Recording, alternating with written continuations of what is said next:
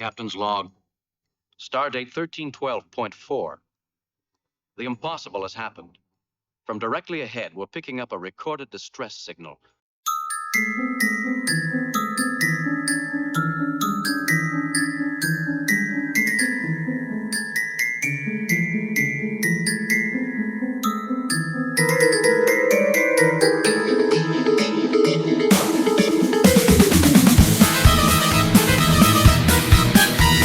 And we continue. And that's Lieutenant Rachel Garrett.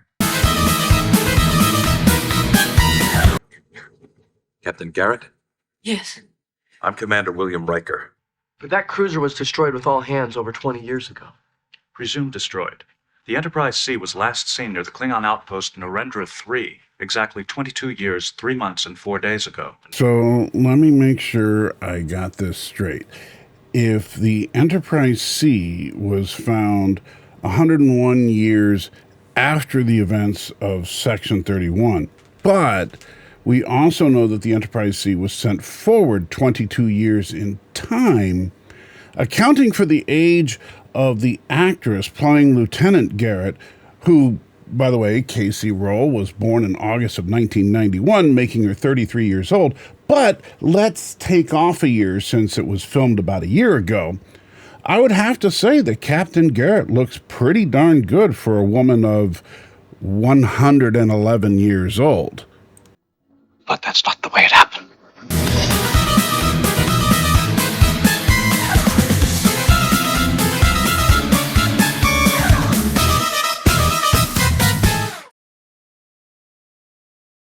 Hey guys, Michael J. Crawford here, and yes, I want to talk about Section 31.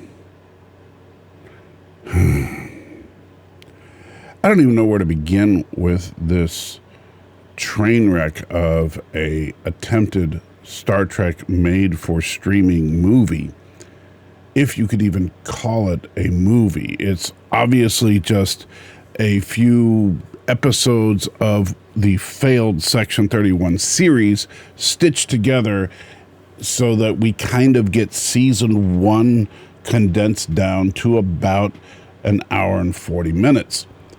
The interesting thing is that unlike other series where we generally complain that they bloat the series way too much by taking a story that probably should have been a 2-hour movie and stretching it out over several episodes, in this particular case, they take a story that absolutely should have been a series and try to scrunch it on down. So we're going to get into a lot of stuff here, some of which will be background about how this all happened. Some of it is going to be, well, the majority of it is going to be on the disaster that is the movie itself. But I want to tell you what I'm not going to be focused on.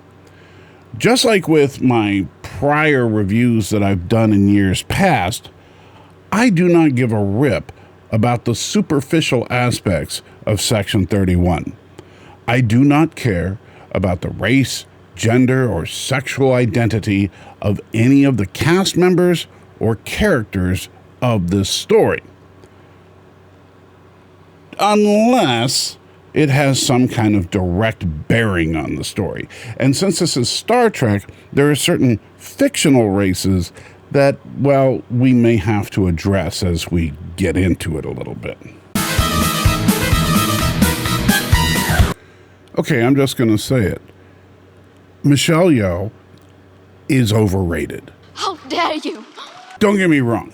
I have been a huge fan of Michelle Yeoh all the way back to Crouching Tiger, Hidden Dragon back in 2000. However, that being said, I would say I was a fan of her in the same way that I was a fan of Arnold Schwarzenegger back when he made The Terminator or Predator, or Sylvester Stallone when he made his action movies back in the day, or even Jean-Claude Van Damme when he made his action movies back in the day.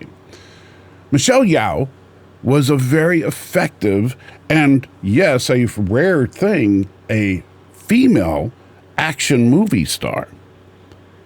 But I just can't say that I would go to see a Michelle Yeoh film for her acting. I went there for her physical prowess as a martial artist. Ironically enough, She had no formal martial arts training. Michelle Yeoh was actually trained as a dancer. However, due to an injury that she suffered, she had to give up her career as a professional dancer and instead got into acting, specifically into martial arts cinema.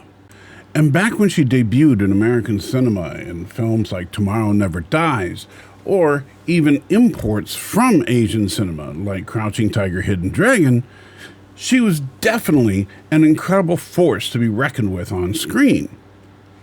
When she was in her mid-30s. Now she's 62.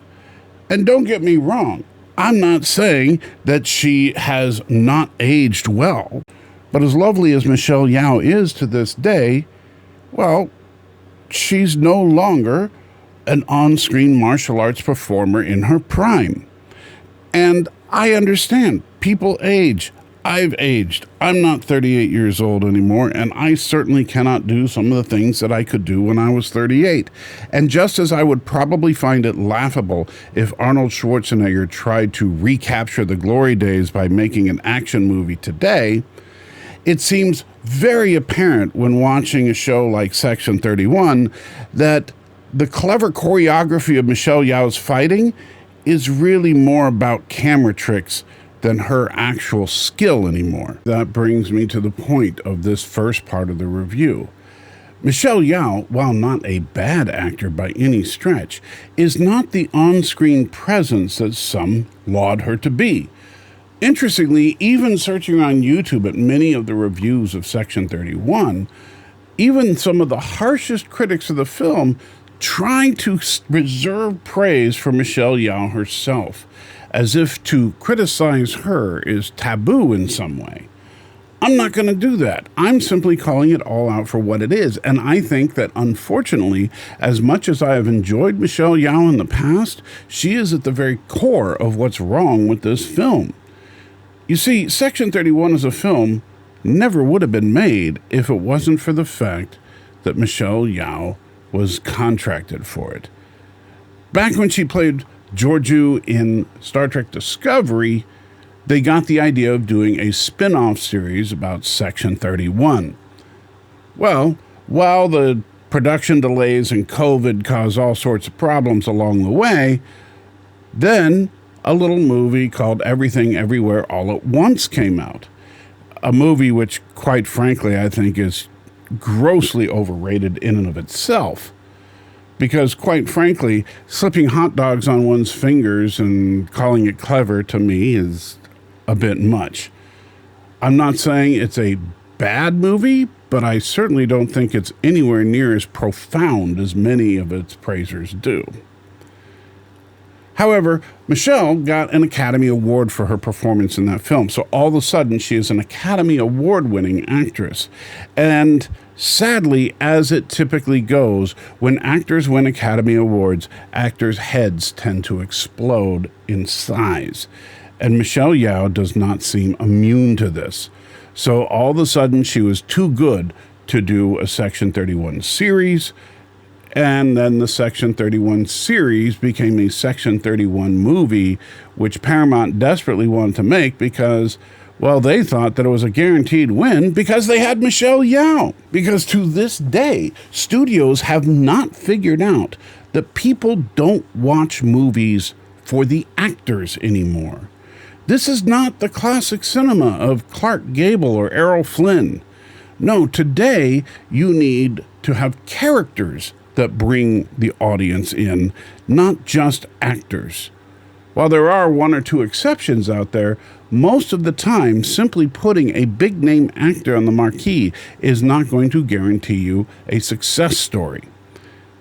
And well, since the studios can't figure that out, and the actors can't figure that out, well, when someone gets an award from their fellow actors talking about how great they are at acting, they seem to think that they're so good that all they have to do is tell people that their name is present, and all of a sudden millions of fans will come swooning in to observe their incredible, masterful performance, even when the performance isn't so incredible or masterful, because it's very clear upon watching Section 31 that Michelle Yeoh did not give a crap about this movie.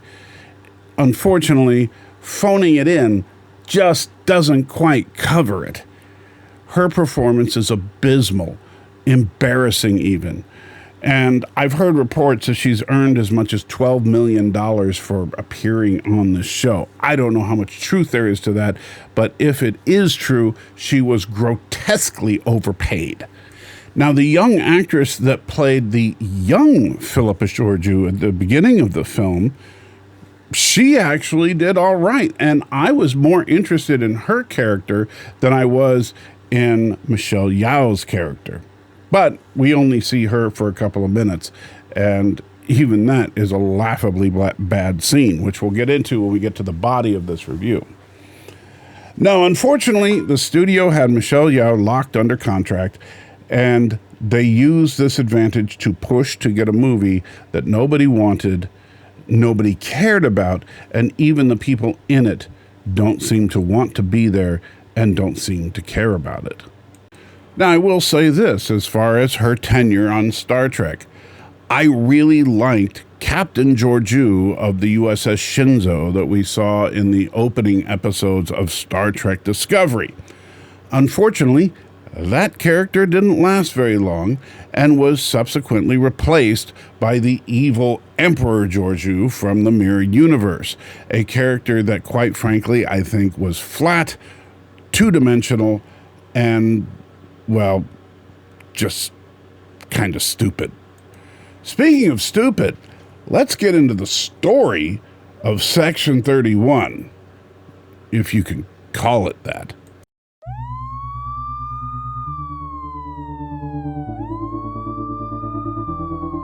Dear Michelle, please don't get me wrong. I liked you in movies and shows. You were such a great counter for that old James Bond. But Section 31 still blows. Section 31 does not feel like real Trek. That much I can absolutely say for sure. Everything about this feels like a massive train wreck, and my hatred for the show is truly pure. I have more to say about this god-awful show. Trust me, I plan to go on and on, but I can only produce so much at one go.